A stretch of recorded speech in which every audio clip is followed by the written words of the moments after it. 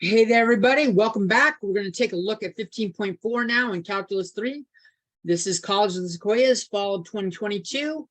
And this is on Green's theorem. Let's just jump right into it. The big takeaway you're going to see from this is that the line integral for a closed loop, the circle like that means it's a closed loop for f dot dr equals the curl of f dotted with k dA. And you will see that is a familiar thing that we talked about in 15.3.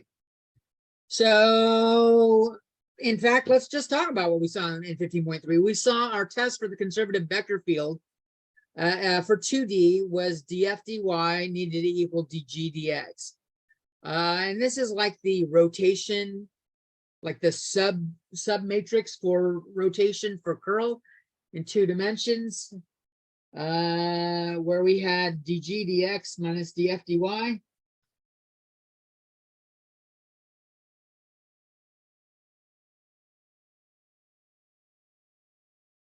Equals 0.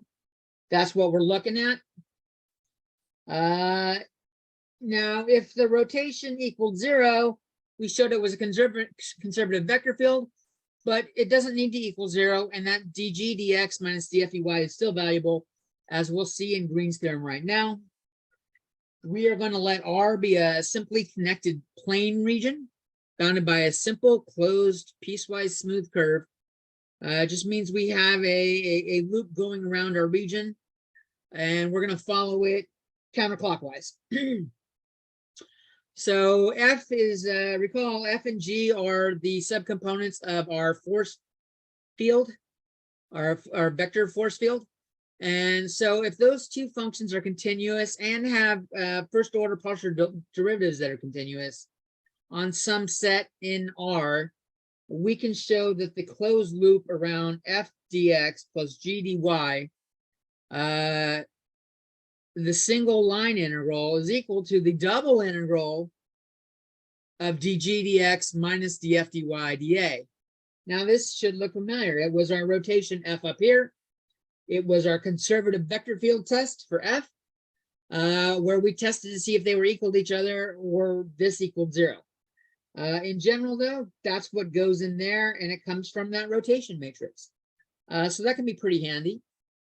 And this is the symbol that we use for a closed loop. I'm missing a C. It should have the C down here to name the contour or the curved line. They don't always include arrows. I put an arrowhead on it to indicate that you're normally going counterclockwise. And you'll see why in a few videos. That's it for this one. We'll go over the proof of this thing in the next video. Peace.